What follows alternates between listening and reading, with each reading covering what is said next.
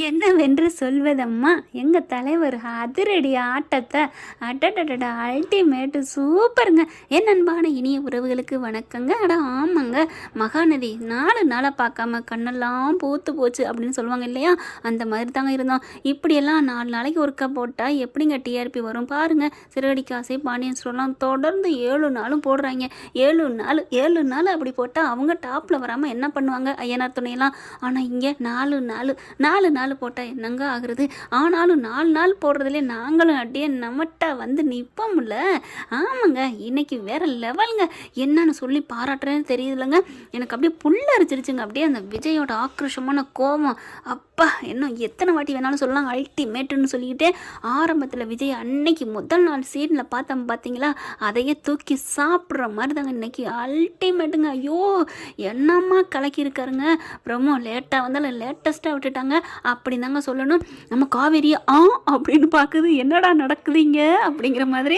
இப்போ என்ன கதைக்குள்ள போவோம் வாங்க. இப்போ என்ன பார்த்தீங்கன்னா, முத்துமலர் அட்டையா அப்பா பொய் சொன்னாலும் பொருந்த சொல்லணும் அப்படின்னு சொல்லுவாங்க. இது 10 பொருத்தம் பக்காமல் சொல்லியிருக்கு. என்னம்மா அப்படியே எல்லாரும் அடடடட. ஆனால் நான் அடித்து சொன்னேங்க அன்னையிலேருந்தே. உங்களுக்குலாம் ஞாபகம் இருக்கா இல்லையான்னு தெரியல. நம்மளோட அன்பான வாடிக்கையாளர் நல்ல ஒரு, அதாவது சொல்லுவாங்க இல்லையா, ஃபேமிலி ஃப்ரெண்டு ஃபேமிலி டாக்டர் அப்படிங்கிற மாதிரி நம்ம சேனலோட ஃபேமிலி வியூவர்ஸ்னு ஃபேன்ஸ் சர்க்கிள் சிஸ்டர்ஸ் பிரதர்ஸ் அப்படின்னு நிறைய பேர் இருக்கீங்க இல்லையா, அவங்களுக்கு எல்லாம் தெரிஞ்சிருக்கும். நான் அன்னைக்கே சொன்னேன், கண்டிப்பாக சந்தானம் எந்த தப்பும் பண்ணலேன்னு தான் வரும், அவர் பண்ண மாட்டார் அப்படின்னு நான் சொன்னது சரிதான்னு சொல்லுவீங்க அப்படின்னு நான் அடித்து சொன்னேன். அதே மாதிரி இன்றைக்கி நடந்துருச்சுங்க. எனக்கு சந்தோஷம். சோமுதா பி ஹாப்பி அப்படின்னு சொல்லுவாங்க இல்லையா, அது மாதிரி எனக்கு ரொம்ப ஹாப்பியாக இருக்குங்க. வேறு லெவலுங்க. இப்போ பார்த்தீங்கன்னா நம்ம ஏற்கனவே போட்டிருக்கோம் தான், பிடிச்சி பசுபதியை நச்சு எடுத்துட்டாருன்னு இன்றைக்கி கண்கூடாக பார்த்துட்டோம் இல்லையா. ராகவோட பேசினதை இங்கே பார்த்துட்டு செம்ம கோவத்தில் கிளம்பி வராரு தலைவர். அதை இவருக்கு தெரிஞ்சு போச்சுங்க. வேகமாக கால் பண்ணி சொல்கிறாரு ஆத்தாளுக்கு தங்கச்சிக்கும், இந்த மாதிரி ராகவோட பேசினதை விஜய் பார்த்துட்டான், சீக்கிரம் இருக்கிற ஜாமான்கிட்ட அள்ளிட்டு கிளம்புங்க அப்படின்னு சொல்கிறாங்க. வேகமாக எடுத்துகிட்டு இருக்காரு. இவரும் பறந்து அடித்து ஓடி வராரு. ஆனால் சும்மா சிங்கம் மாதிரி பாஞ்சு வர்றாங்க. நிவினும் சும்மா சொல்லக்கூடாதுங்க. நிவின் இல்லாமல் விஜயோட இந்த வெற்றி ஈடுபெறாதுன்னு சொல்லுவாங்க இல்லையா, அதான் ராமருக்கு அணில் உதவுன மாதிரி இவர் செம்மையாக உதவி பண்ணதுனால தாங்க இவ்வளவுக்கு பிடிக்க முடிஞ்சிச்சு. ஏன்னா நம்ம தலைவர் தான் காவேரியோட காதலில் தெரிகிறார் இல்லையா. ஆனால் பொறுப்பெல்லாம் கரெக்டாக ஆள்கிட்ட ஒப்படைச்சதுனால இன்னைக்கு செம்மையாக பாஞ்சு வராங்க. இவங்க பாத்திரத்தை எல்லாத்தையும் என்னென்னமோ என்ன இருக்குதோ அவங்ககிட்ட எல்லாத்தையும் அள்ளிக்கிட்டு மூட்டை முடிச்ச கட்டிட்டு கிளம்ப போக செம்மையாக பிடிச்சிடுறாங்க. வாசல்லே வந்து பிடிச்சி சும்மா கதவை சாத்திட்டு நொங்குறாரு. ஆம்பளை தாங்க அடிக்கிறாங்க, பொம்பளை அடிக்கலைங்க. என்னடா நினச்சிட்டு இருக்கீங்க, யார்டா நீங்கள் அப்படிங்கிற பேன்னு எல்லாம் முழிக்க திருன்னு. எப்பார் நீ ஆரம்பத்துலேருந்து எனக்கு சந்தேகம் வந்துக்கிட்டு தான் இருந்துச்சு, ஆனாலும் அப்படியே நடிச்சு நம்புற மாதிரியே நடிச்சிங்களடா. எப்படா இப்படிலாம் நான் உங்களை எவ்வளோ நம்பணும். வீடு வரைக்கும் ஏம்மா உன்னை வீடு வரைக்கும் விட்டேமேம்மா, ஏன்டா உன்னை நான் தொழில் வரைக்கும் விட்டேனேடா, ஏம்மா நீங்களும் அப்படியே நடிச்சிங்களேம்மா அப்படின்னு சொல்ல அப்படியே செம்மதாகிறாங்க. ஒன்றில் தம்பின்னு சொல்லலை, யார் சொல்லி வந்தீங்க இங்கே, யார் அனுப்புனா அப்படின்னு செம்மையாக கிழிச்சு கட்டுறாரு. அடுத்து பார்த்தா நீங்கள் தன்னால் போகக்கூடாது, எல்லாத்துட்டையும் சொல்லி மன்னிப்பு கேட்டுட்டு தான் போகணும் அப்படின்னு சொல்லிடுறாங்க. அடுத்து பார்த்தா இங்கே எல்லாத்துட்டையும் வீட்டுக்கு வந்து சொல்லிடுறாரு, இங்கே வாங்க அப்படின்னு சொல்லி இழுத்துக்கிட்டு வராரு. தரன்னு எல்லாரும் வந்து நிற்கிறாங்க. இந்த வீட்டு வாசலுக்குன்னு ஒரு சம்பவம் வந்துக்கிட்டே இருக்கும் போல இருக்குங்க. அப்போ ஏன்னா காவேரிக்கு விஜய் அப்படித்தான் பயங்கர இது நடந்து போனாங்க.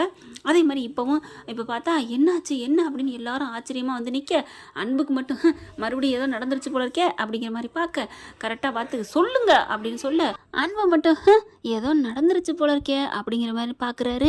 அடுத்து இங்கே முத்துமலர் கூப்பிட்டு சொல்கிறீங்களா இல்லையா அப்படின்னு செம்ம கோவத்தோட அப்படி தாங்க மாசம் வேற லெவலுங்க. அப்படி பார்க்குறாங்க. எல்லாரையும் என்ன மன்னிச்சிருங்க, என்னடி சொல்கிற அப்படிங்கிற மாதிரி கிளவி வருது. கிளவிக்கு என்னதான் மயந்தானே கல்யாணம் பண்ணிட்டேன், மருமகளை கல்யாணம் பண்ணிச்சு 2 கல்யாணம், அதனால அந்த மருமகளை கொஞ்சினதென்ன பேரம்பேத்தியை தாங்கினதென்ன அப்படியே பக்காவாக பொறுத்தான். சிந்து கிருஷ்ணா இதெல்லாம் பொய்ங்கிறது தெரியாதாங்க நமக்கு. இத்தனை வருஷம் அவர் வாராராம் போகிறாராம், இவங்க 2வது பொண்டாட்டிட்டு போயிட்டு வந்தாராம், நம்புகிற மாதிரியா இருக்கு. அடுத்து பார்த்தா முத்துமலர் வந்து என்னை மன்னிச்சிருங்க, உங்கள் புருஷனை சந்தானத்தை நான் பார்த்தது கூட இல்லை அப்படின்னு தூக்கி வாரி போடுது. சாரதாவுக்கு அப்படி ஒரு மாதிரி ஆகுது. ஏன்னா ஃபோட்டோவெல்லாம் தூக்கி உடைச்சாங்க இல்லையா, அதை விட தவறான முடிவு எடுத்தாங்க. இந்நேரம் போயிருந்தா என்ன ஆயிருக்கும், இதை தாங்க சொல்லுவாங்க தீர விசாரிக்கிறத மெயின்னு. கண்ணில் கண்டதை வச்சுட்டு இந்த பிள்ளை உயிரை விட போணுச்சே. இப்போ பார்த்தா எல்லாத்தையும் சொல்லிடுறாங்க. பசுபதி தான் எல்லாத்தையும் இந்த மாதிரி நடிக்க வச்சாரு. எங்களுக்கு நாங்கள் எங்கள் வறுமையை பயன்படுத்திட்டு இந்த மாதிரி பண்ணார். நான் என்னம்மா பண்ணுவேன் அப்படின்னு சொல்லிட்டு எல்லாத்தையும் சொல்லி முடிச்சிடுறாங்க. அப்படியே பயங்கர கோவம் வருது, செம்ம காண்டாய். அதில் காவேரி பார்த்தா அப்படின்னு பார்த்துட்டு இருக்காங்க. சாரதா வந்து பலார்னு 2 அரை கொடுக்குற வரைக்கும் சந்தோஷம் தாங்க. என் மனசே அப்போ தாங்க ஆறும். என்னம்மா ஆக்டிங்கை போட்டுச்சுங்க. அட்டாடா முத்து மலரு முத்தா நடிச்சியம்மா, இந்த புள்ள சிந்து கொத்தா நடிச்சியம்மா, இவர் கிருஷ்ணா அதை விட 10 நடிச்சாருன்னு சொல்லலாம். குத்து முத்து பொத்துன்னு சொல்லிக்கிட்டு 10ன்னு சொல்லிக்கிட்டு போக வேண்டியதுதான். அடுத்து பார்த்தா இவங்களை சும்மா விடக்கூடாது அப்படின்னு நிவின் வந்துடுறாங்க. தேங்க்ஸ் நிவின், நீ மட்டும் இல்லைன்னா நான் பிடிச்சிருக்க முடியாது. எப்படி அப்படின்னு காவேரி வந்து விஜய்கிட்ட கேட்க அப்போ நடந்ததெல்லாம் சொல்கிறாங்க. நிவின் தான் எல்லாம் உதவி பண்ணாருன்னு கங்கா ஒரு மாதிரி ஆகுறாங்களா. அப்புறம் எங்கள் வீட்டுக்காரர் நிவின் சொல்கிறாங்க, எப்படி குமரன்புரம் மெசேஜ் அனுப்புனாங்களே அதெல்லாம் எப்படி அப்படிங்கல. அதையும் இந்த இதுகிட்ட கேட்போம், சொல்கிறோம், உண்மையை சொல்லு அப்படின்னு சொல்ல எங்களை வந்து நடிக்க வச்சாங்க, அவ்வளோதான் தெரியும். ஆனால் குமரனுங்கிறவரை அவங்க அடைச்சி வச்சுருக்காங்க, அது மட்டும் பசுபதி சொன்னார், அவ்வளோதான் தெரியும் அப்படின்னு சொல்ல. ஓ, அடைச்சி வச்சுருக்கீங்களா? அப்போ மொபைல் வாங்கி வேணுக்குன்னு பேச வச்சுருக்கீங்களா? இருந்திருக்கலாம், எங்களை மன்னிச்சிருங்க ப்ரோ அப்படிங்கிறாங்க. எப்படிடா மன்னிக்க முடியும்? உங்களை வச்சு தானே அந்த பசுவை பிடிக்க முடியும் அப்படின்னு சொல்லிட்டு நீங்கள் மரியாதையை எல்லா உண்மையை ஒத்துக்கங்க அப்படிங்கிறாங்க. எல்லாத்தையும் சொல்ல காவேரி நீ வீடியோ எடு அப்படின்னு எடுத்துடுறாரு. அடுத்து காவேரி வருது பக்கத்தில். நீலாம் ஒரு பொண்ணா, எப்படிமா இப்படிலாம் நடிக்க முடிஞ்சிச்சு? எங்களை மன்னிச்சிருங்கக்கா. சீச்சி, அக்காங்கிற வார்த்தையை நீ மோசம் பண்ணிட்ட, கிளம்புங்க அப்படிங்கிறாங்க. காவேரி என்ன கிளம்புங்க, இவங்களை ஸ்டேஷனில் கொண்டே வச்சு முட்டி தாட்டணும், அப்போ தான் பசுபதியை பிடிக்க முடியும் அப்படின்னு சொல்லிட்டு எல்லாத்தையும் போலீஸுக்கு வர வச்சு அள்ளிட்டு கொண்டு போயிடுறாங்க. அப்படியே பார்க்குறாங்க சாரதா. ஓடி போய் அந்த ஒரு சந்தானம் ஓடி போனோன்னு எல்லாரும் என்னங்கிற மாதிரி பின்னாடியே ஓடுறாங்க. லொக்குன்னு சிம்ரன் ஓடுவாங்க இல்லையா, இன்னிசை பாடி வரும் பாட்டில் துள்ளாத மனம் துள்ள, அது மாதிரி எல்லாரும் என்னம்மா என்னாச்சு அத்தை என்னாச்சு அப்படின்னு எல்லாம் ஓடி போகிறாங்களா. போய் வேகமாக அந்த போட்டாவை தூக்கி போட்டு வச்சுருக்காங்களா, அதை எடுத்து அப்படியே தொடச்சி அப்படியே மேலே எடுத்து வச்சு என்னை மன்னிச்சிருங்கன்னு அங்கே இருக்கிற பூ எங்கேயும் இருக்குது எடுத்துக்கொண்டே வைக்கிறாங்க, குங்குமம் வைக்கிறாங்க.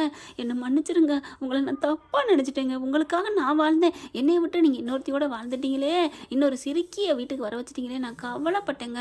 ஆனால் பசு பதுங்கிருந்து தாக்கிட்டானே அப்படின்னு சொல்லிட்டு செம்மதாகிறாங்க. அடுத்து அழுகாதீங்க விடுங்கத்த அப்படின்னு இங்கே விஜய் சொல்ல அப்படியே பார்க்குது கிளவிட்டு போயிட்டு என்னை மன்னிச்சிருங்கத்த, பிள்ளையா வளர்த்துருக்கீங்கன்னு உங்களை பிடிச்சி திட்டி போட்டேன் அப்படின்னு சொல்ல. விடுமா, நீ வந்து என்ன என் மேலே உள்ள பாசத்துலான்னு திட்டினேன், எவ்வளோ நம்பிக்கை வச்சுருந்தேன், என் மையன் இப்படி பண்ணிட்டானுங்கிறதுலான்னு நான் ஒன்றும் நினைக்கலம்மா அப்படிங்கிறாங்க.